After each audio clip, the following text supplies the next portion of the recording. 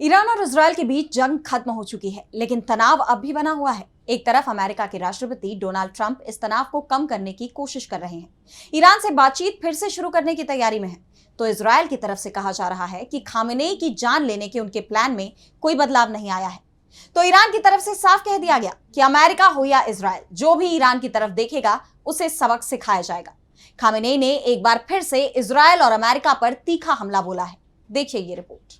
Iran और Israel के बीच 12 दिन की जंग में सीजफायर के बाद अब अमेरिका की तरफ से ईरान के साथ बातचीत की कोशिश तेज हो गई है।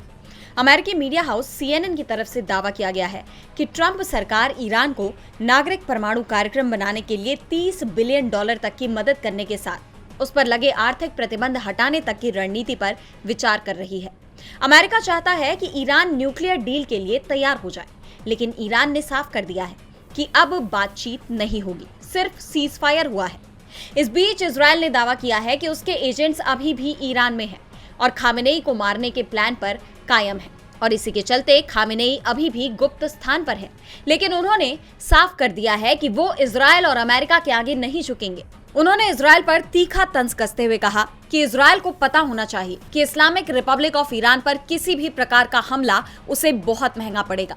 ईरानी कौम अजीम कौम है। ईरान एक ताकतवर और प्राचीन सभ्यता वाला मुल्क है।